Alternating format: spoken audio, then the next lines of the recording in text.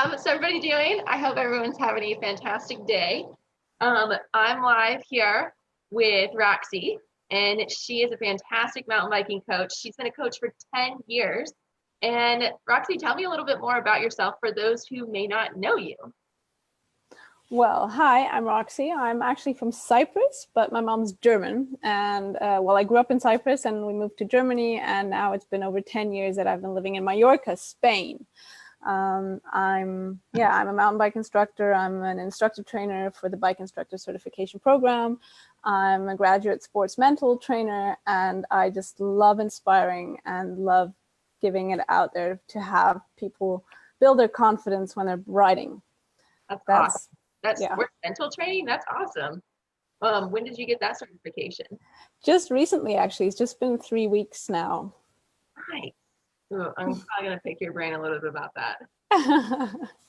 Yeah, I'm pretty stoked about having that, and it's cool. I've been dealing with coaching and mental stuff a lot of time, but now I finally got down to get the degree, and it's amazing how much you can influence everything you do in life and on your bike with your mind. Oh my gosh, it's so true. I have these conversations pretty much every day with my clients about how that like mind-body connection through it. It's so cool. I get so stressed about it. All right, so Roxy, today I wanted to talk to you a little bit about confidence and bike, body, trusting, and being able to work on certain skills. I did a poll in the group a week ago or a couple weeks ago that asked what was mainly holding people back, or what did they feel like was holding people back, holding themselves back. And a lot of it was their trust. Like they're like, my body knows what to do, but my brain freaks out and I stop. And I just wanted to talk to you a little bit more about that. And then also for you guys watching live, comment different questions that you have, or if you are one of these people, because a lot of us are, and I think it changes on where we see this as our issue. So for me, it was like I was working on my manuals and looping out was a big like body trust issue. So where do you have issues with that? So where do I like personally have issues with it? It always depends. Usually it's when I don't really know the exact outcome. And that is actually one of the main tips, that you think worst case scenario and best case scenario, and you go over the options, and that really helps me. So that's one of the situations where I have it. And also sometimes what applies to me, and also a lot of women have, we don't really see what could happen. As in, for example, my boyfriend, he just goes for it. He sees something, he's like, yeah, I'm just going to try this. And I don't even come up with the idea, because for me, it's just like impossibility. And I think that's what sometimes is holding me back too. And that's when I'm just not confident enough to try it. Once I try it, it usually works. But that's, for me, is a main issue, definitely. That makes total sense of you seeing which outcomes and potentials that are there. From my whitewater kayaking background, how you look at different things is that you actually break down the rapid and see where you want to go, and then see what outcomes can happen if you end up certain places. And that kind of determines whether or not you run the rapid or not. And that same thing so much overlays on the bike trail, but a lot of people don't think about breaking them down, I guess, a little bit more so, and seeing what outcomes could be. They're like, oh, there's potential option of me just injuring myself and breaking myself. Like, well, how would that happen, or how could you make sure it doesn't? That's brilliant. I love it. Definitely going to be using that and overlaying it. Any specific skill that you're working on right now that you are like having some confidence issues with? Everything. I just like to work on my skills on every kind of different areas. I am working on manuals too, higher bunny hops at the moment, jumping, advanced rear wheel lifts, all that kind of stuff. And what really helps me also, and what I always do also with my coachees, with my clients, is to take it slowly. And it is very difficult nowadays because the expectations, they're like not realistic. Everyone expects, okay, I've been riding for 2 months, why can't I go on a double black trail? And that's just the thing. It's not the way it works. And we really got to accept that. And we also have to start not comparing ourselves. As soon as I'm comparing myself to anyone, I start getting frustrated. And I have this little book and I have like nice little quotes on it and always reminding me about it. I don't know, I think I have it here. I don't know if you can read it. I'll just read some of it. Like, don't be stopped by your fears and be led by your dreams. Love it, change it, or leave it. So accept the things you can not change and change the things you can. And these are things that are not only when biking, but also in real life. So it always kind of connects. Oh, true. And when I'm biking and when I get a confidence issue, it always helps me to think about this, like, hey, stop. It's my fear stopping me right now, but it's the dream where I want to be going. And this little connection gets me back into my confident state. That's so true. So many things relate back into so much of life and how we view ourselves and our confidence within that, and how we can translate it over to our biking skills, and then also how our biking skills translate it over to life. A couple comments that have come up. Jennifer Jones says that she's super happy to have this interview, that you're incredible, and thanks for taking time to do it. A couple girls said yes, they had some confidence issues that they were having. And Ever Nicole said that comparing is definitely not helpful for her. And I completely agree with that. I have issues with that. I start getting into it, then I'm like, dang it, why did I just do that? And then Cecilia asked if you would ever come to the US to be a coach. That would be so cool. I would love to. I would really love to come to the US, but it's a huge problem with immigration because I'm not allowed to work there. So I am actually trying to think about options, because especially for the bike instructor certification program, I would also like to teach there, but it's not as easy. I would love to, definitely. Maybe Canada. Canada might be easier. Might be. I don't know, the legal or the legal changes and all that jazz. It sounds very difficult to muddy through. Yeah. Cecilia says, okay, here I come. She's coming over. Coming across the seas. Perfect. So a couple of the things that we've talked about thus far is seeing your outcome, seeing what possibilities are there to help with your confidence on the bike. And then not comparing yourself, taking it slow is another way that help with confidence issues. And what if you're just kind of stuck, that you're doing something, but you're not fully getting the body motions because you're nervous about actually following through. So example for me, with my manuals, I wasn't getting down my full like pump into the bike and shifting my body back to lift up that front wheel because my fear was looping out. I know how I've managed it and how I've dealt with it, but I'm curious to see what you say about that. What would you tell me to help?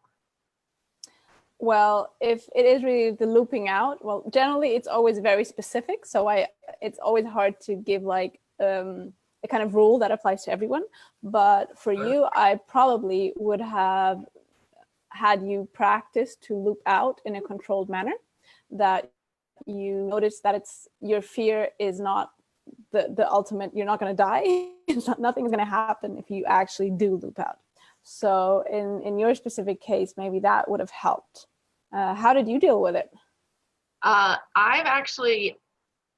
got a manual machine, and so I practiced looping out. That's exactly what I ended up doing. I practiced doing the thing that scared me the most, and I did it in a more controlled setting. Yeah. And that helped me a ton. And so I completely agree with what you just said, and how you can apply it to so many other things, like practice the thing that is most fearful for you. Exactly. And that's what I meant also about thinking about the outcome and actually thinking about the worst case scenario. That if it doesn't matter if it's biking now or if I'm scared to call someone, that I'm saying, oh, he's just going to make fun of me. But think about it. What's going to happen then? And then what's going to happen then? And what's going to happen then? And then you start realizing that your mind is building up all these kind of worst case things that are just not realistic. And then worrying about it is just like walking around with an umbrella although the sun is shining, because you think it might rain. And that's what people are doing when they're worrying. So as soon as you notice that, and as you said with your manuals, as soon as you practice it and see, hey, it's not as bad, everything is fine, of course you're not going to be scared anymore. And that's also one other aspect. A lot of people come to me and say, hey, can you just like do this magic and my fear is gone? And the first step is actually that, to acknowledge that fear is something good, because fear is stopping you from getting hurt, and being fearless is nothing you want to reach, because you're just going to hurt yourself all the time. So actually noticing that, and then saying thank you, hey, fear, it's good, you kept me from so much pain. Then going away, like to the next step, and saying, even if my fear does happen, how can I see that it's not going to hurt me? And with your looping out is the perfect example. I love it. It's so true. You don't really want to be fearless in everything. It helps you to have that barrier, that mindfulness of that. And I just want to know, for everyone's watching, even if you're catching the replay, I want to know that you're here. But for those that are watching right now, how many people have thought about that they'd rather just be fearless, and that this is changing a little bit of the way that they're thinking and the way that you think now about your skills, about moving forward, and how to approach things a little bit differently when you are on the trail, whether it's going to be that you're going to work on some skills differently, you're going to actually practice what one of the more scary things is, and how it's going to change. So I want to know if this has changed a little bit of how you thought. If it is, just say yes down below, or change of thoughts. I'd love to know that. One thing that you can't practice as much is crashing in like a rooty or rocky section on the trail. What's one of the best ways that you have found to help with some of that confidence issues if you come up to a rockier section on a trail and you're like, what's something that you use to help you in that section? Well, first of all, also with anything rocky and gnarly out there, it's the fear is actually telling you that your skill level may not actually be there. So also, again, think baby steps. So what I work a lot with people, no matter if it's a beginner rider, or I actually also coach pro riders. I'm at the moment coaching a lady for the Olympics in Tokyo. And there are a lot of fear issues there. And what I always say is, okay, what is this fear telling you? And how maybe your skill is the first thing we have to work on. So there again, taking a step back and working on the skills in a controlled fashion is what I really like to do. And when I'm really scared, like seriously scared, I don't write this section, because as soon as you are seriously scared, like if you have serious fear issues, your muscles and everything is too tense to actually do what you were learning before. So you don't want to ride into a section if you are really fearful about it. And it is so brave, exactly, to walk it. It is super, super brave to know your limits. And that is also something that I'm saying, a lot of people start beating themselves up afterwards. They're like, oh, why did I walk that? That's so stupid. And it is so brave. I have like 10 times more respect of someone who walked a section and knew his limits than of someone who just rode it and kind of almost crashed. So if we are fearful of like a rocky section or very loose, like a slippery section, usually the reason for that is actually that we have some kind of technical skills issue in our fundamentals, and it all comes back to the fundamentals. And that's something I can say as a full-time coach, even coaching pro riders, that anything they have, if it is a confidence or it's like something, a technical issue in advanced techniques, it all comes down to the fundamentals. Totally agreed. Especially within that, if you have too much fear, or if you're like just frozen, it's much better to walk. And it's definitely more brave to walk versus not to. And I think that a lot of people don't they don't put that into perspective of that it's a respect issue. I respect you so much more if you get off your bike and you try to walk. I mean, just walk down and going back to those fundamentals, so huge. Those track stands, that like little tiny wheel lifts, those like carving your bike in and out of different things. Like so much of that is so critical. And even like more fundamentals. What I do a lot of time is just positioning on the bike and what it changes with like your pressure control on your wheels if you're just 2 centimeters too much to the front or 2 centimeters too much to the back. So I will have on my YouTube channel, I'll have a few videos on this topic too. And it is so important. And a lot of people just don't think about that. And that, especially when you come to loose terrain like rocks or roots, you notice only 1 centimeter too far to the back and your front wheel is washing out. And the same thing, 1 centimeter to the front and you notice you're kind of getting caught with your front wheel. So that is like one of the fundamentals, like, as you said, has so much outcome. Dude, I totally agree with that. Body positioning and like understanding where you are. It's so amazing how many athletes I work with that don't actually know where they are in space. Like I make them do a simple back movement and they're like, this is flat, right? Yeah.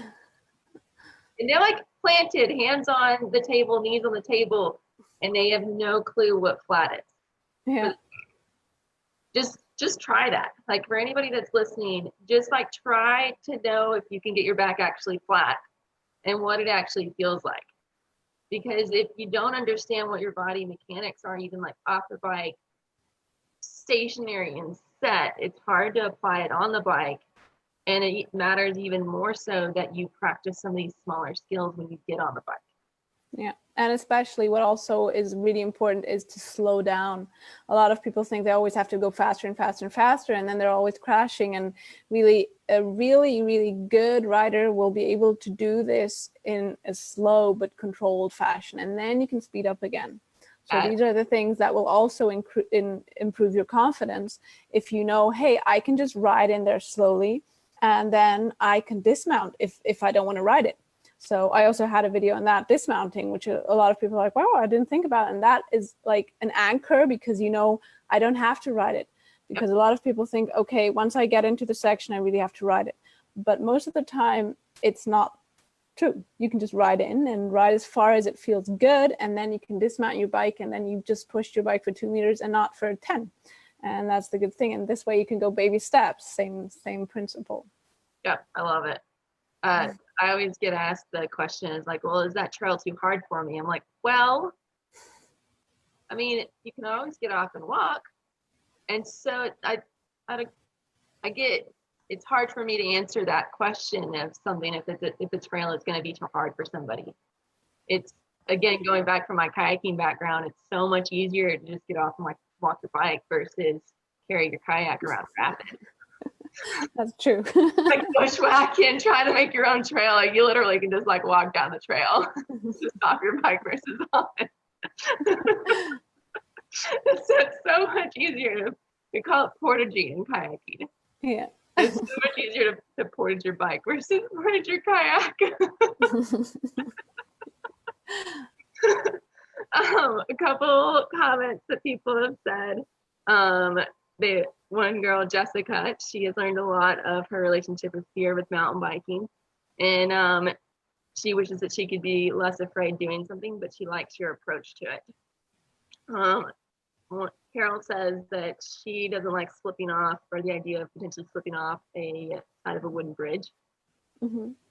I think, Carol, you can probably look back and now see why you might need, what things you might need to work on from Roxy talking about some of those basics. Love it. And you can also start actually working on these, like after you've worked on the fundamentals in a very controlled fashion, like on a parking lot, going into medium slippery terrain. So nothing really steep and slippery, but like loose rocks in like a medium kind of terrain, and then getting used to it again. So that's also same principle, getting used to working yourself to bigger slips by practicing smaller slips. And then exactly, you'll also lose the fear. That's sweet. That's a great way of doing those baby steps. Sherry Cole, she is a coach that's in Tennessee. She says, "Oh my goodness, I could not agree more." And then Carol asked for your YouTube channel. We'll go over that at the end, Carol. And Jennifer says that she loves your dismount video. Love it. Awesome. And Sylvia posted up your YouTube video, I think. Cool. Love it. Awesome. Well, cool. Thanks, ladies. I really, really appreciate it, like everyone. And if any questions, just you can write to me over Instagram or just comment below like the YouTube videos. I'm always open. And if you have critique as well, if you're saying, hey, this is BS, just tell me. I'm always open, and I learn every day, and that's the beauty of life, that you can just learn every single day. I agree wholeheartedly within that. Learning, as I've been going through, because I have some workout programs that I have going on right now that some of the girls are doing some of the testing for me on, and been contacting me like, what do you want to change? What do you don't like? I can change it. Let's fix it. I want to make this better. And so I've been probing them with questions. So definitely. Anything else that you would like to share, Roxy, before we end? That's a good question. I did take some notes. Let me just check before I kind of. Well, while you check that, I'm just going to make sure everybody knows that I have a 5-day hill climbing challenge. Free. Starts next week on Monday. If anybody missed it, just comment hill climb or comment challenge below, and I'll make sure you get the link to it. And if anybody else that's watching or listening on the podcast or watching this YouTube video, if you comment or you send me a message, I'd love to share you and get you into that challenge. You ready yet, Roxy? Yeah, there's one more thing I actually noted, and that is really, really important too, that a lot of people come to me and it's like, God, everything is so hard. And that is actually how you do notice that you are improving, that things start to feel easy. And that is also something that will help with the confidence and the fear issue, that as soon as you start realizing that riding terrain, which before was kind of scary, now feels easy, or wheel lifts start to feel easy. So every time you actually realize if you're in harmony with your bike, and if you are working like according to biomechanics and physics, then you start noticing things, they just flow, it's easy. And that is a tip I really want to give you. So stop thinking it has to feel hard. Start realizing that it can be easy, and it is about fun. So go to skills courses. There's nothing wrong about it. I was very lucky to, when I started 10 years ago, I started as a guide like directly after I started mountain biking, and I had a few skills instructors teach me, and I still take skills instruction because I never stopped learning. And that is the thing. Go out there, take courses, and start making things easier for yourself, because that's how it should be. And that is something I really wanted to say, because it doesn't have to be hard. It can be so much easier and so much fun. Awesome. I freaking love it. That's so true. And it definitely happens. That progression, definitely, you can feel it and you can tell on the certain things you're working for. Awesome. Well, Roxy, how can they find you? Where do you live on the internet landia?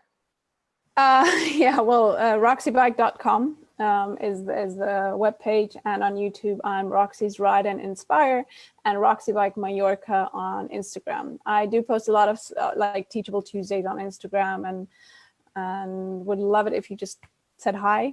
If you have questions, always ask, and would love it if you subscribe to my YouTube, which I am not living off. I am not earning money with it. It's just I do it to inspire people. So Roxy's Ride and Inspire. Perfect. And would love it if you guys came to visit to Mallorca. It's a beautiful, beautiful island. So Spain, Mallorca is where I am. And I give clinics and give camps, and it's a beautiful island. We have like 20 degrees at the moment and lots of sunshine. Okay, 18, but almost 20. It's so funny. It's because, what is that in Fahrenheit? Because whenever you first it's about 60, oh my gosh, that's 65. Yeah, no, 65-ish. Perfect. That's great riding weather. Awesome. Yeah. Well, if you found this helpful, I'd love to know in the comments that you found it helpful. And thank you so much, Roxy. It was great having you here. Thank you for having me. Thanks for watching, ladies, and thanks.